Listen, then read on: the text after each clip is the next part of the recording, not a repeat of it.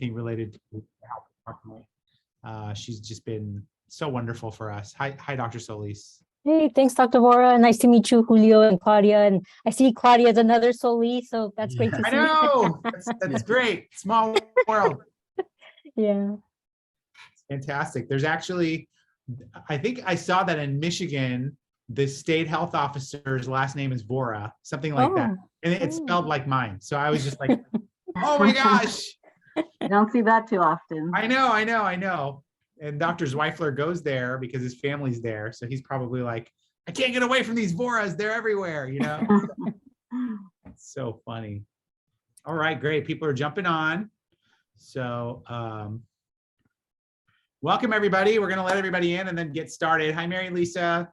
Thank you for joining us on this Thursday afternoon. And we will start our conversation in just a minute. I saw Joe pop on too. Hey, Joe, how you doing? Pretty good, Dr. Vora. Great. So you have family in this new state over here, Dr. Vora, is that it? No, I don't know that person. I just think that it's just funny whenever you see someone with your name, you know, and they're like doing kind of a field like yours. There's another person who does toxicology also with my last name, and I don't know that person either. So it's like maybe when the meetings are back and we can, you know, have these national conferences again, whenever that is, I'll get to meet them. But it's just I see them in the articles and stuff. So great. All right, everyone, I think we can get started. Great. Okay, thanks, Sim. Well, welcome everybody to our media briefing. I'm Race Vora with the Fresno County Department of Public Health. And we'll go ahead and get started a little bit like we always do and do some quick COVID updates, but then rapidly switch gears into a lot of the information that we have to share related to our MPOX response here at the county level and how we're working with our state and federal partner agencies.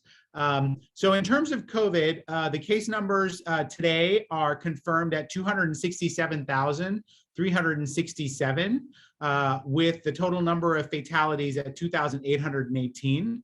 Currently, we have 188 individuals hospitalized, so still pretty high numbers. I will say that overall, all of the regions of the state are showing a downward trend with the COVID new cases and overall a downward trend with the number of hospitalizations that we're overall seeing. So there is a little bit of optimism on that front. We know that the hospitals are still very busy and that they remain quite impacted. And these are frankly really high numbers compared to where we could be if we got more folks vaccinated and if people really took time to get themselves tested and stay isolated and safe whenever they're considered higher risk. You know, after 2 years of this, I think one would hope that we are pretty good at predicting who's at high risk. And I know that as we're gearing up to go back to school, so many of our families are thinking about how to keep their kids safe. And towards that end, we're trying to work with our school partners and with all of our CBOs that serve all of the different families and the diverse populations that we have here in Fresno County to really message about back to school safety. And just today, we've actually put out a news release which confirms that we have been told by our state partners that the variant testing has revealed a new type of subvariant of the Omicron virus strain. This is known as the BA2.75, also known as the Centaurus variant. And this Centaurus variant was first identified in India, but has now been identified all over the world. And this is a variant of the Omicron. However, it's really shown itself to be quite contagious and pretty potent, and it has kind of pushed out some of the other variants like even BA4, BA5 in some countries, not necessarily here in the US. In California, it's still kind of a minor player, but the fact that we did see one sequence means that it's definitely something that we're tracking and keeping an eye on because we understand that that could really continue to drive transmission if it ends up gaining a foothold here in the state. So having said that, we've actually got some good, 5 simple steps for families to really consider as they're doing their back to school planning. First, wearing masks will protect you from contracting COVID and then spreading it to others. So we expect all schools to offer masks for students who might want one, and no student who wants to wear a mask can be prevented from doing that. That's a state law, and everyone should be aware of that. We really need to respect masking, and whenever people are higher risk or higher concern, they absolutely are able to wear masks whenever they feel is appropriate in and around school campuses. The second really major point is to get fully vaccinated. So vaccines are now available for anyone over age 6 months. And this is really an area that we have a lot of room for improvement, especially in our under 5 years age group. We really need to get more kids vaccinated in daycares and preschools, that population, and then really on up through elementary all the way to high school and college. Really, if you haven't gotten your vaccine or if you haven't gotten boosted, and you have a family member who's age over 6 months, then they actually can go ahead and get signed up to get vaccinated through the My Turn app. And we're going to talk more about the My Turn app whenever Joe gives his presentation. If you're sick, stay home. So that hasn't changed either. This is something that, if people do come down with the sniffles, regardless of whether that's due to any other virus or influenza or COVID, they're really expected to stay home. Don't go in and spread those germs to other people, and get tested. So you can actually get your home test kits from a variety of different sources. I know our school partners are distributing to a lot of their families. You can actually mail order these from federal resources. If you need help figuring out where to get home test kits, we can help you. You obviously can also purchase them online through a lot of retail vendors, but you can also receive free home test kits, and the health department can actually help you do that. You really should have some test kits spare around your house, just in case you wake up with a sore throat or some other symptom of COVID and you really need to get yourself tested so that you can be sure whether or not you have COVID infection.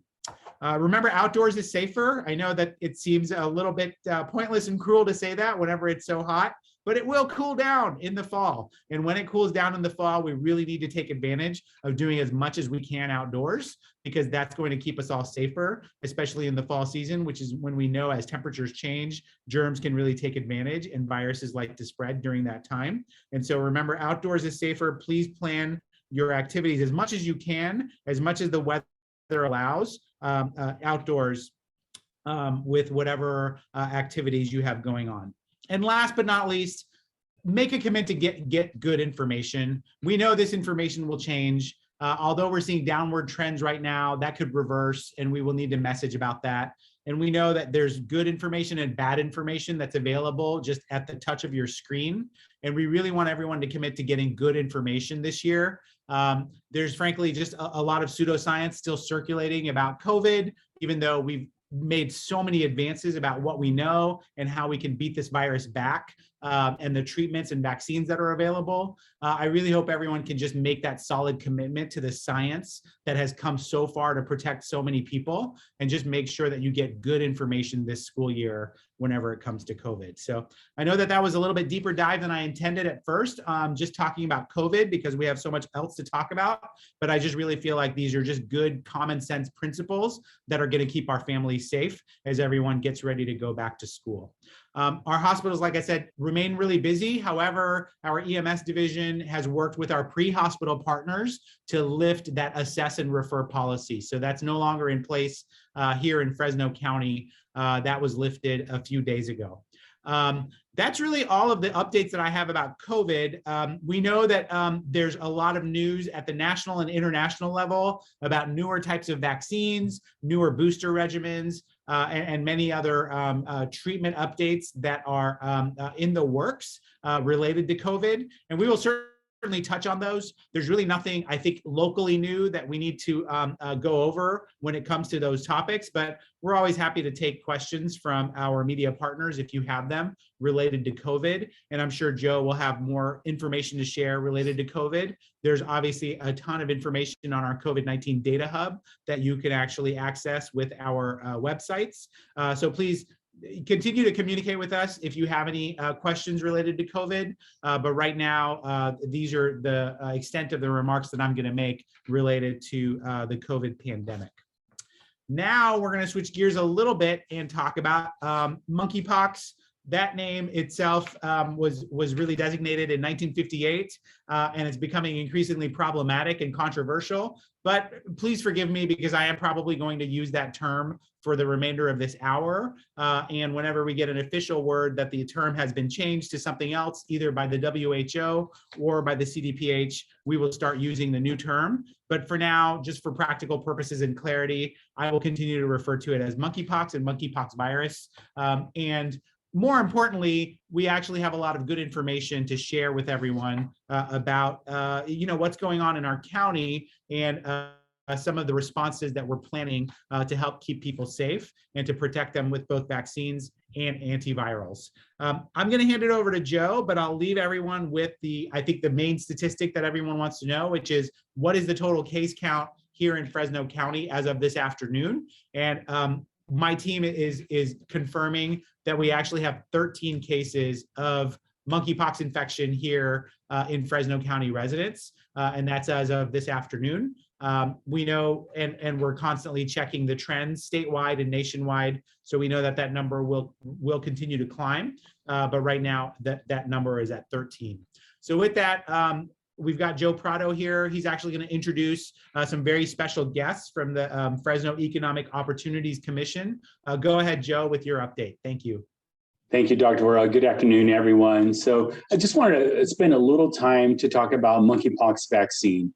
And so on our website, you'll be able to connect to the state website that actually has the amount allocated to Fresno County.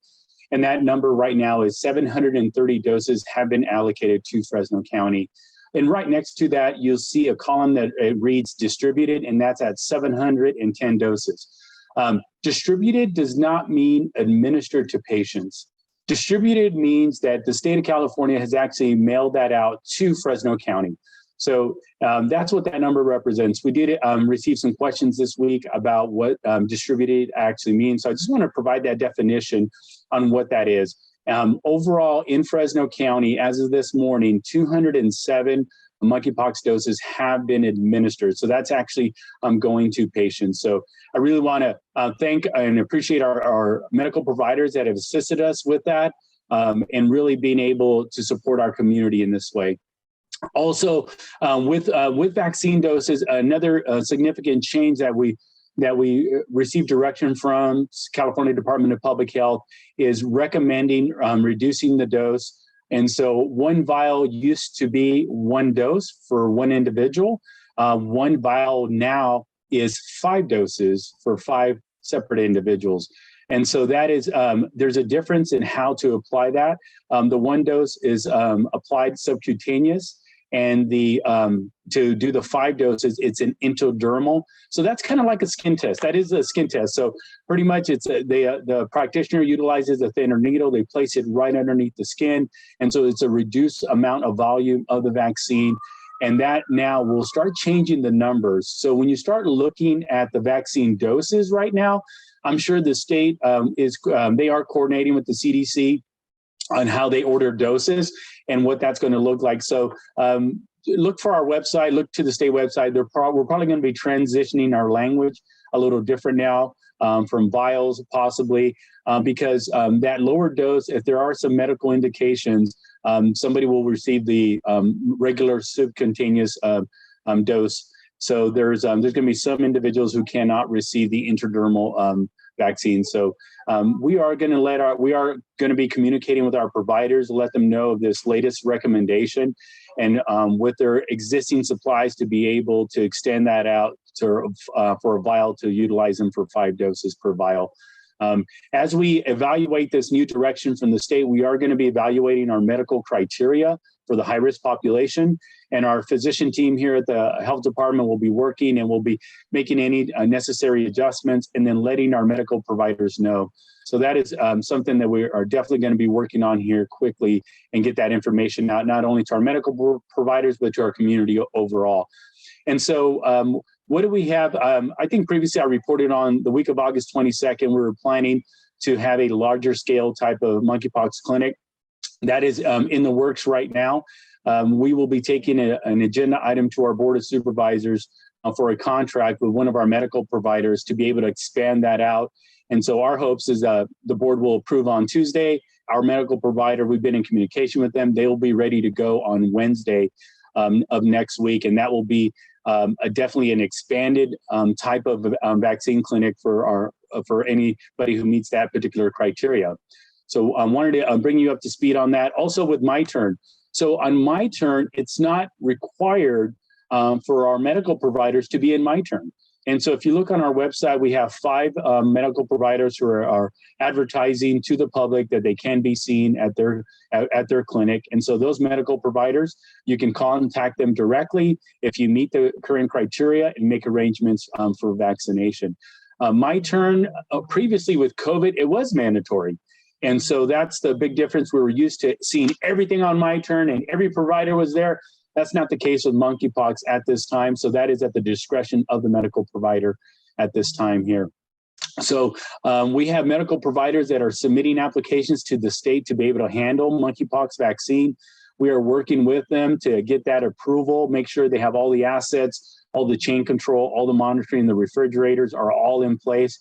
And so we hope to bring more medical providers online.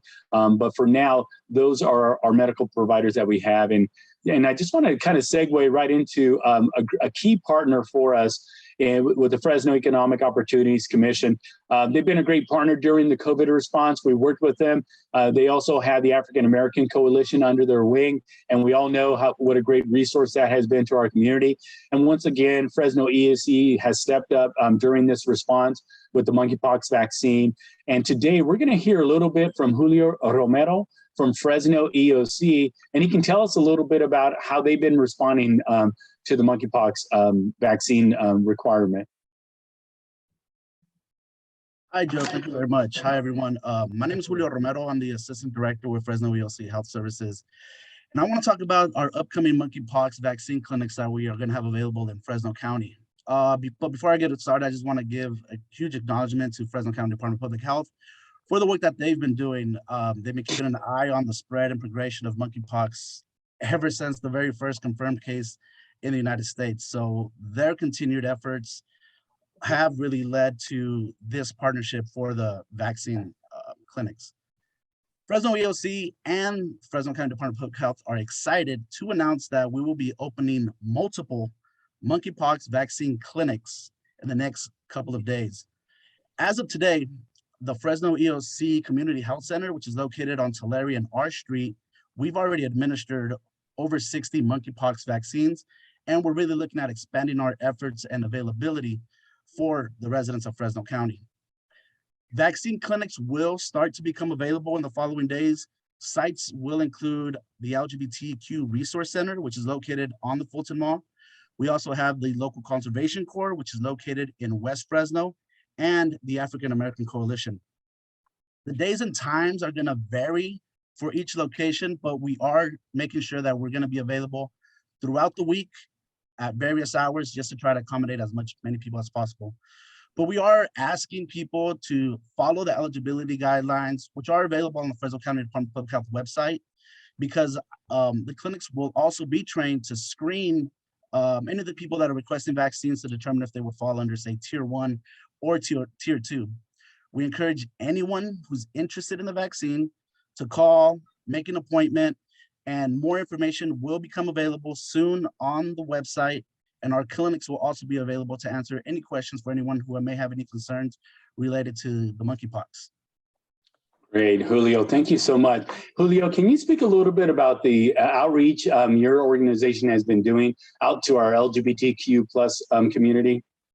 Yeah, so our LGBTQ Resource Center, as far as, and along with our other community health workers that we have available under our agency, has done a lot of education outreach at various sites, not just our own locations, but also gone out, such as phone banking and out into community events to educate the community about the importance of understanding the symptoms, the spread, and how to protect oneself from the spread of monkeypox. I think you kind of touched on, Dr. Boer touched on it earlier about the importance of hygiene. That's a very important tool that we can all utilize, not just for COVID, but also for monkeypox. If anyone feels that they might have been exposed to someone with monkeypox or have actually gone to an event where a confirmed monkeypox case might have been present there. So we try to do as much we can to educate the community on what the current information that we have available to just keep everybody in the forefront of all this. Yeah. So Julio, as you and your team are out there doing some of this outreach here, what are some of the common questions you're hearing you and your staff are? Questions and I guess misconceptions also that we're hearing about monkeypox is that it can be spread very easily. Fact is, the transmission of it kind of involves a more of an intimate approach, such as having sex or sexual relations with someone that currently is positive for monkeypox. Just similar to sexually transmitted infections, if people are being intimate with each other, they can't spontaneously develop monkeypox or a sexually transmitted infection. So we want to really make that clear on how it is transmitted through this process. Plus, in the community in general, we don't want to scare anybody, but there's misconceptions about who is more likely to be at risk of monkeypox. And really, it kind of just depends on who you are sexually involved with and the events or locations that you're participating in. So just being aware of where has monkeypox kind of been in Fresno County and kind of staying away from those certain situations, especially people with maybe high drug use, high use of needles to transmit drug usage. Okay. Thank you so much, Julio. Thank you. So Dr. Bora, anything else on monkeypox you'd like to let our community know? Yeah, I think Julio's last comment really resonated because I think what he's getting at is that risk is very nuanced. It's not black and white, and risk is a gradient. There's some activities that are ultra low risk, and there's some that are ultra high risk. And right now, we're really trying to focus the most intensive protection and preventative efforts on people that are at the highest risk. And that means men who have sex with men, people with multiple sexual partners, people that have had recent sexually transmitted diseases like HIV or other sexually transmitted diseases, and other high-risk groups. Those are the folks that we're really concerned about. It goes without saying that there's some people that are occupationally exposed, whether those are laboratory workers because they're handling some of these viral specimens, all of our frontline health workers, and even some sex workers. Those are all people who have an occupational risk from this illness, and we're concerned about them. And so that's why they're part of that initial eligibility tier, who should go ahead and get their vaccine right away. And then, the last high risk group are folks that are close contacts, meaning household or, intimate partner or close body contacts of people that actually have monkeypox infection. Those are the folks that, Mary's team and our team with the Communicable Disease Division are going to reach out to and say, we really want to monitor you or have you self-monitor just in case you break out. But in the meantime, go ahead and get your vaccine because that will protect you against the worst case scenario, which is that you actually have the infection break out on your skin. So that's sort of how we're looking at risk. We know that there's a lot of general community concern. Obviously, in some ways, that's healthy. It means that it's going to be something that our general community is going to try to protect themselves against. However, if that concern disrupts the priorities that we've set for who needs to get protected and vaccinated, then I think that would be counterproductive. And if that concern really keeps people up at night who are not at risk, then that's just, that's a detriment to your quality of life. And you don't necessarily need to lose sleep over this. We actually have made a great number of advanced discoveries related to this specific global outbreak of this monkeypox virus infection. And we know that, the sexual networks of men who have sex with men are the ones that are at high risk. And while we are concerned about things like droplets and even respiratory transmission, we know that those are not the major driver in the least. Those are very minor players right now. We hope that they stay that way. But we know a lot about the science of this. And so I think the comparison always goes to, how is this like COVID? Is this going to turn into a global pandemic and really disrupt everyone's life in such a deep and profound way? And I think we're optimistic that we're not, because we have vaccines, we have antivirals, much faster than we did with COVID. A lot of the people that we're seeing, in fact, all of the people that we're seeing are not hospitalized, unlike COVID. So they're recovering safely at home, and we're in touch with them, and we're able to offer them support, whether that's pain medication, fever medication, or a specific antiviral called TPOXX. So we've made great strides in the very short time that we've been dealing with this outbreak in ways that we just weren't able to with COVID. And I think that should be reassuring to all of us, that this is really being handled in a much more advanced way with multiple different tools in the toolkit. And we're just so fortunate to have Julio and all of the folks at EOC and all of our community-based organizations that are working together to make sure that the right message, the right information gets out, and that vaccines are available to those who need them most right now. Let me open this up to all of our media partners to see if there's any specific questions for Joe or myself or Julio Romero. I'll go ahead and also introduce Dr. Solis, our Deputy Health Officer. She's also on this call, and she always has the best and most up-to-date information about what the state is planning. So we really appreciate her presence as well. But if there's any questions, I think this is a great time to open up the conversation. Otherwise, we'll loop back and discuss more with our features. Yeah, I got a question. Jim Guy, Fresno B. So what are you saying here on these vaccinations? You got 730 doses, but you can split them 5 ways. Is that what you're saying? I'm confused. Yeah, so 730 doses used to represent 730 vials. So now we'll just do the math now. 1 vial is 5 doses. At 730 times 5 is our availability. Now, knowing that we've already administered 207 doses, and knowing that not every medical provider is going to be comfortable with doing an intradermal, there are still some medical providers may choose to do a subcutaneous. So we're gonna see what the data shows and what our providers are doing. So we are definitely sending them the information on us recommending an intradermal to where they could potentially pull 5 doses from each vial. But it remains to be seen what our medical provider community is able to do, what they're comfortable with, and see what that looks like in the next weeks. But what is the difference? Yeah, that's a great question, Jim. And maybe Dr. Solis can explain, what was this announcement that was made regarding the intradermal administration? Why are we even talking about this? I think there is a lot of confusion in the medical community, so it's very natural that there's also confusion in the general community about how many doses really are there and how do you actually use the vial. So can you get into the different ways to deliver this vaccine, Dr. Solis?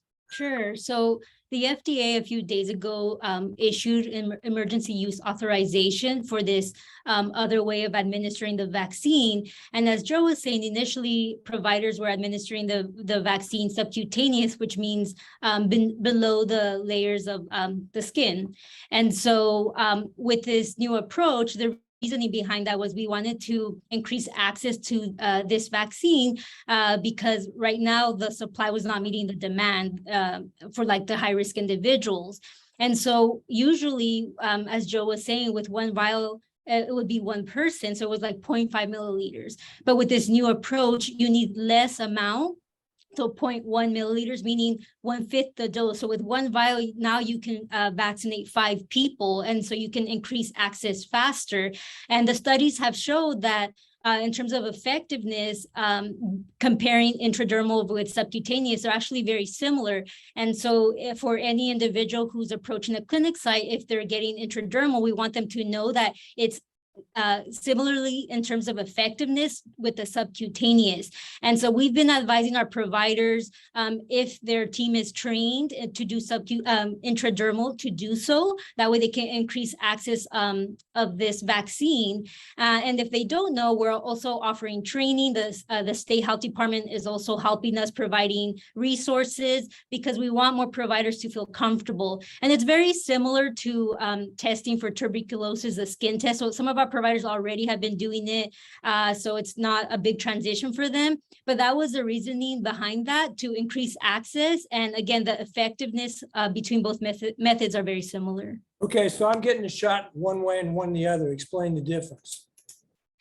Well, with a subcutaneous, you give the shot, it's below the skin tissue or the dermis, versus intradermal, it's more like superficial, so it's in the dermal tissue, and it requires less of a dose. And usually individuals get a little wheal after they get the dose, and that's what we look for as providers to make sure it was administered correctly.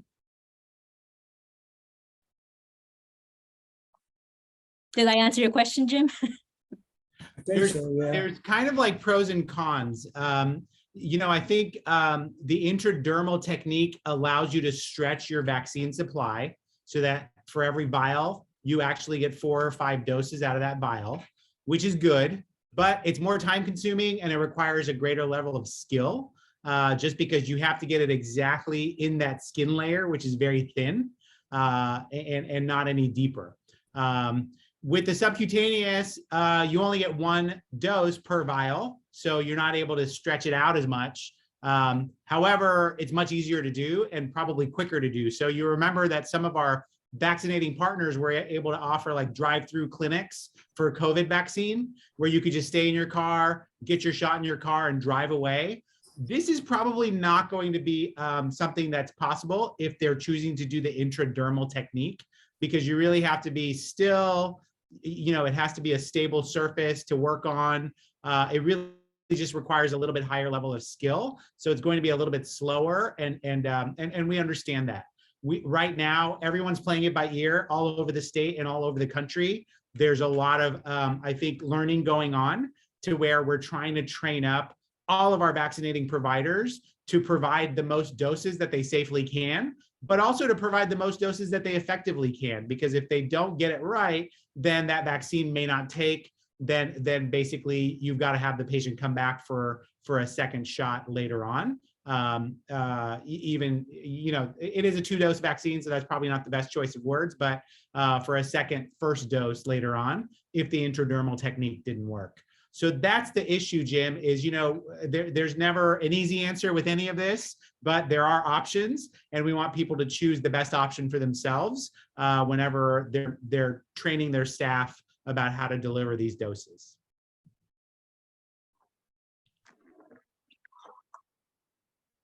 All right, do you want to talk about TPOXX, Dr. Solis? TPOXX is a really exciting medication, but again, it's not a perfect solution, and it comes with sort of its own strings attached. Sure. So with TPOXX, it's an antiviral medication. And right now we're working with our provider here at UCSF Fresno to help make it accessible to residents here in Fresno County. And we also have Kaiser that is administering this medication to individuals with monkeypox. And in general, individuals with monkeypox tend to do, if they have a healthy immune system, tend to recuperate well with supportive care, meaning fluids, rest, offering pain medication. But some individuals have extreme amount of pain and need help with the antiviral, similar with COVID and Paxlovid, same idea. And I think, Dr. Vora, you're more aware of the process of how an individual can get one. Yeah, so this is, people who, before they get the infection, should get the vaccine, right? But after they get the infection, if they're not recovering as quickly as one would hope, or if they're encountering complications, whether that's severe pain or it's in an area of the body that keeps them from, being able to pee or being able to poop or being able to even swallow fluids, then we're really worried that they're going to have some severe complication, and then we want them to get this antiviral medication.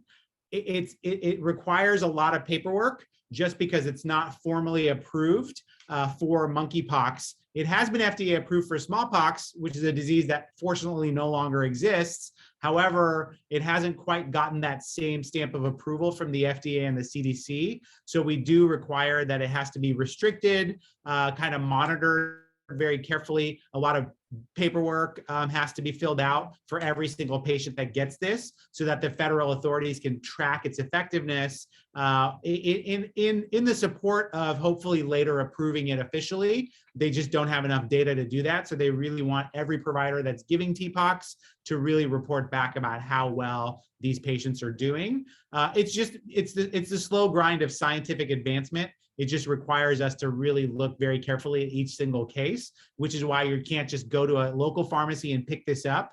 You really have to go to a specialized center that's volunteered to do this extra bit of homework when it comes to giving this medication.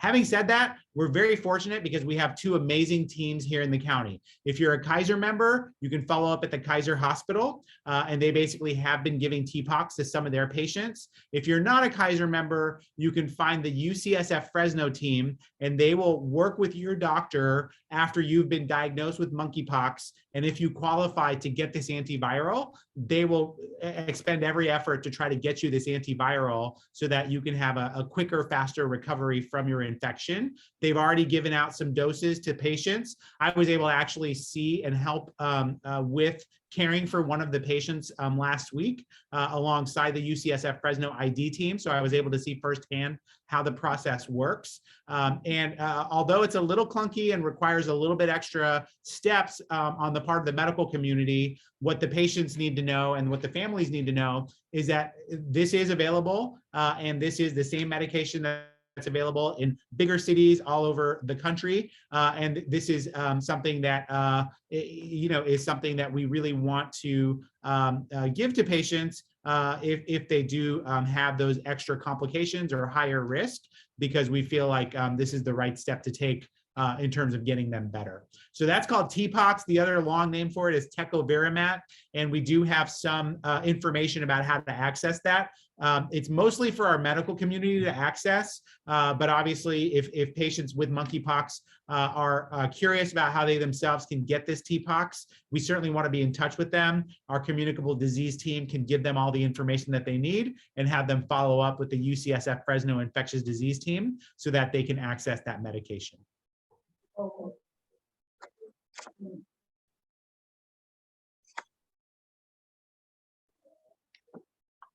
Okay, let's talk about a few of the other really important flyers and kind of public-facing documents that our team has been furiously working on. And Michelle is on, Sonia is on, but I think that what they can do is hopefully share in the chat the flyers related to house isolation, because we're going to be asking people to stay home. We want them to feel supported and also have all of the best information about how to stay hygienic if they do happen to have either monkeypox themselves or they have a relative or a close contact with monkeypox. So we've actually got some flyers and documents related to disinfecting and cleaning at home. And then, lots of other good information just in general about monkeypox, including where are these clinics located, who is actually eligible for the clinics, and other quick facts about how it's spread and how it can be prevented. So I don't know if there's any specific comments that, Joe, you want to make about these flyers. The team's doing a fantastic job just, with getting these documents out. And hopefully all of our media partners can help us really disseminate these to the people that need them. We know that there's more work to do. We know that there's more questions people have, but we really appreciate the very quick teamwork that we have going on with all of our partners in order to get this good information out to the public. Yeah, Dr. Vora, I just want to add, when we create these assets, these materials, we're really relying also not only on just our media partners, but our community-based organizations out there in the community, just letting them know this information is readily available, and really work with them side by side to be able to get this out to our vulnerable population and especially our high-risk population.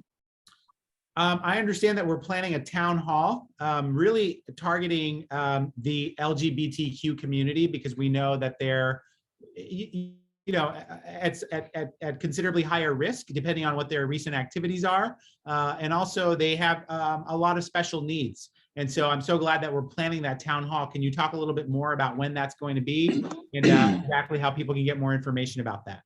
Yeah, definitely. So we're working with our partners, our media partners right now for September 8th. to be able to do a town hall here and really focus in everything from transmission, where we're at with the vaccine, treatment, symptoms. We're really going to get into all of that detail there. That is just one of the education events that we have planned. Tomorrow, we'll be doing a radio interview specifically for our LGBTQ plus community as well. So we're just trying to find these other avenues to really help get the word out to our high-risk population, so they're fully aware of what are the actual treatment options, whether or not they're eligible for vaccine, just trying to make sure we get the word out. And also, as we're going to be progressing into next week, really telling them about, really hopeful about being able to do that large scale clinic on an ongoing basis next Wednesday and thereafter.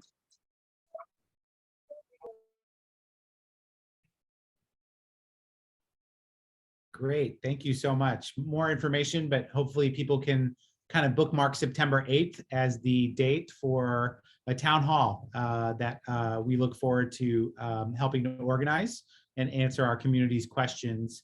And by then, you know, this is actually a great time because we will have just a lot more organization with our vaccine clinics and really just a lot more information to share with our community.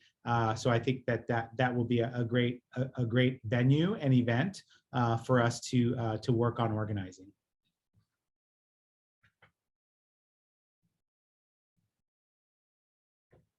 Any other questions or topics that are on folks' minds?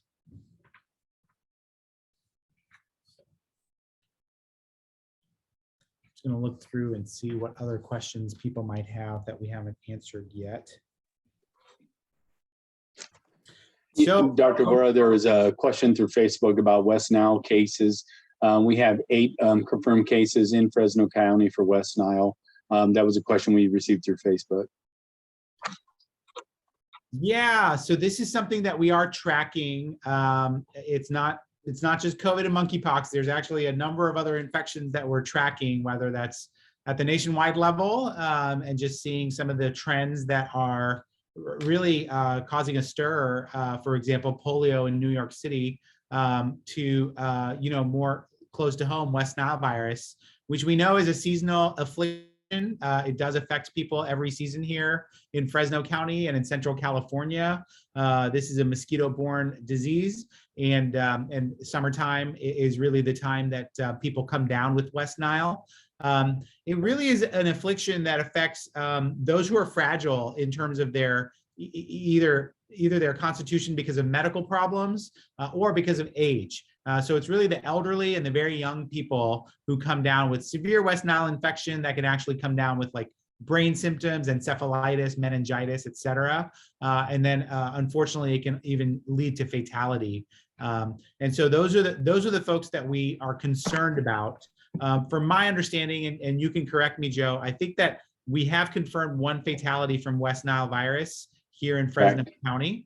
So that's the one case that we know about.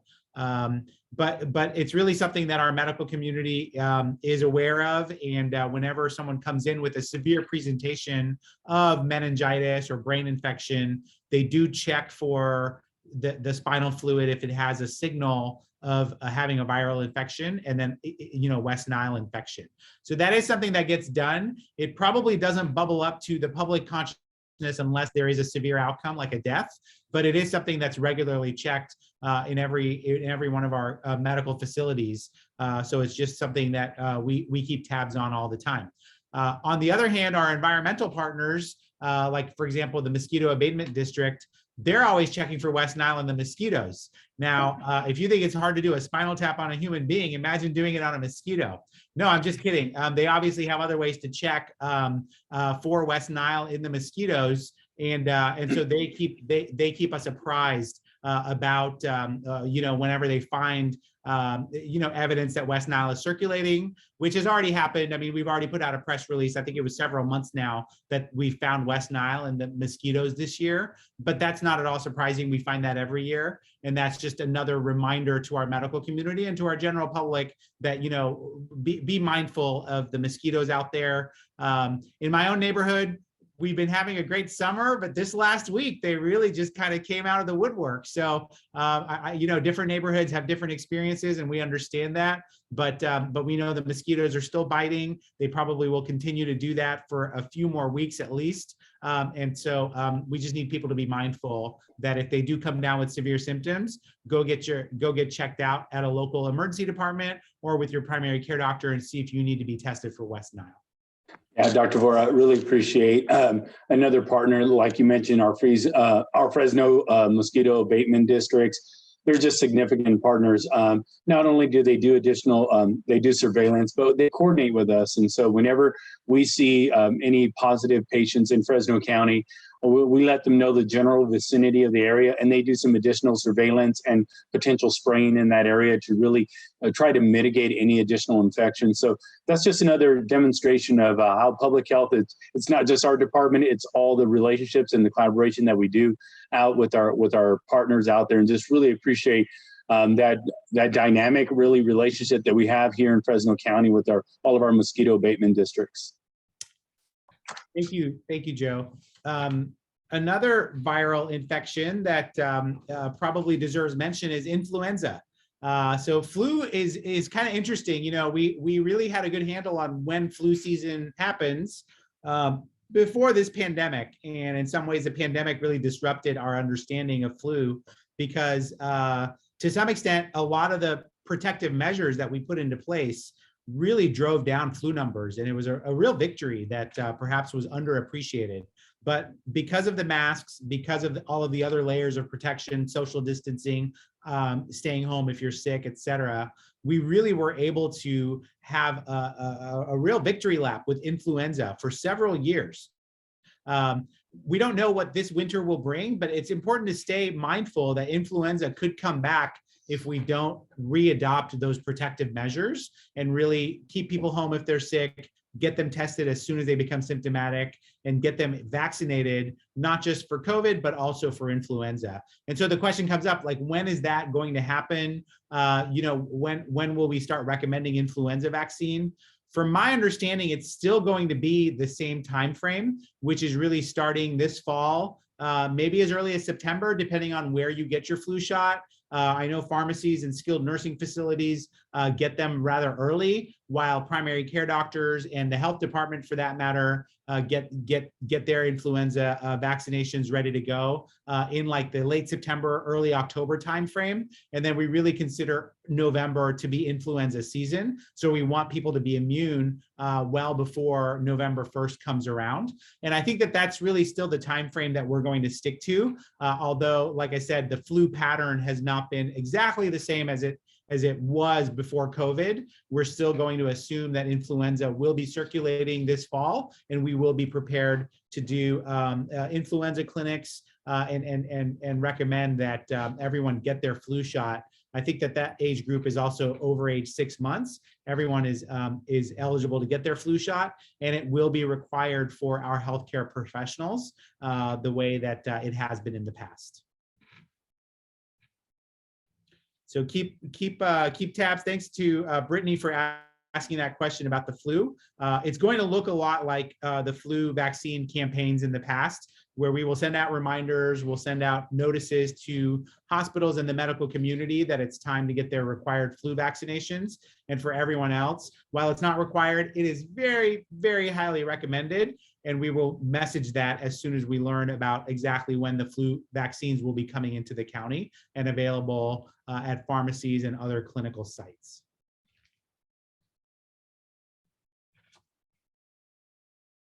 And then, I think the other question is, how worried are we about polio? I won't even ask, are we worried about polio, but what is going on? Well, it seems like, whenever you talk about the layers of protection, vaccines are great layers of protection. However, there is incomplete population immunity for a lot of different reasons, whether people come from other countries, whether immunity wanes, et cetera, whether people choose not to get their vaccines. In any case, polio, which has not been seen for many, many years, decades in this country at significant levels, is now being found in wastewater and even in clinical cases on the East Coast. It's been found around the world. And so this is something that the epidemiology teams have been keeping track of for many years. Ever since wastewater surveillance was available, people have been finding polio in wastewater. So that much of it is not the surprise. I think what's really amazing to see is that wastewater surveillance is now being done in almost every city and town. And so we will expect to also start checking for polio virus just in case it's present here in California. I put out a request to my epidemiology team to start asking those questions of our state partners to say, where are you already checking for polio and when can we start checking for it? We're not expecting it, knock on wood, but we do need to keep looking for it. And now that we have the technology to look for it, we are going to leverage whatever resources it takes to make sure that we stay on top of it, because this is something else that it would be just a tremendous shame if it came back because of incomplete immunity. It's just a reminder to get your childhood vaccines. You know, all of us are already vaccinated against polio if we've had our childhood vaccines, and we just need to keep that up. We know that there's a lot of families that need to catch up on their childhood vaccines, and polio is one of them. So if you just get your routine childhood vaccinations, you don't have to worry about polio. You're going to be safe. We're really just playing catch up with a lot of these other populations just because they may come from other countries or they didn't get their vaccination for whatever reason.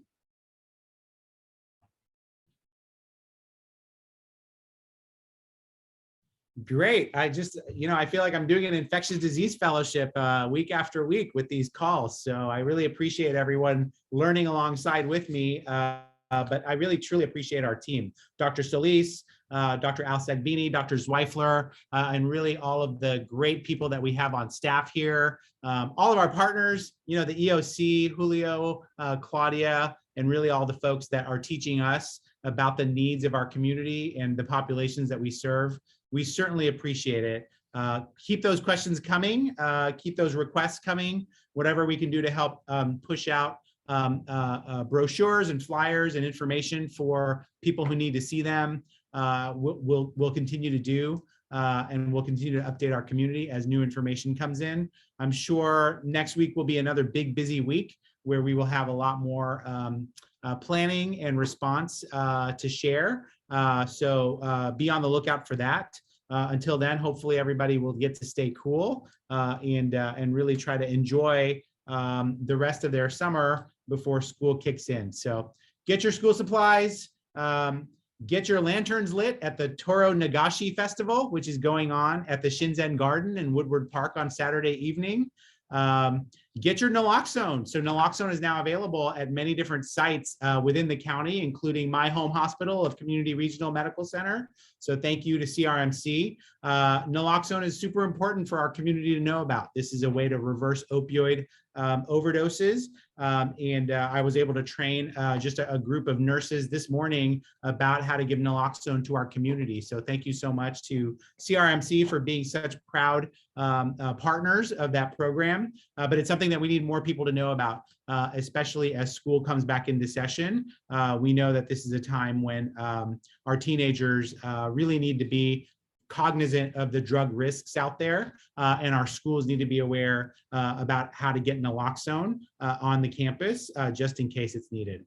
And last but not least, please give blood. At Sierra Vista Mall from noon to 5 p.m. on Saturday and Sunday, there's going to be the Weekend Blender Blood Drive. It's in conjunction with the Comic-Con event that's also happening at the mall. So please look out for that. Go give blood. We really do need more donors. Only 3% of all eligible donors in the county actually ever give blood. And that's a real shame because they're always kind of running low on their supplies. So if we could just boost that number even up to 6%, that would be so fantastic. Please take time out. It's nice air conditioned inside that mall. You'll get to meet some cool costume superheroes. You'll get a free Thor t-shirt and you will have helped save a life. If you're going to be sharing fluids with anyone in this day and age, make sure that it's only blood through the Central California Blood Center. Anything else is actually more high risk than that. So hopefully you can stay safe with those words of wisdom. Call mom and dad and tell them that you love them, and please stay safe and stay cool. Thank you so much, everybody. Thank you, Joe. Thank you, Dr. Vora. Take care, everybody. I think I want that cool Thor t-shirt though, Vora. Yeah, sounds great. Maybe it comes with a hammer. Oh, that would be sweet. Take care. Bye. Yeah.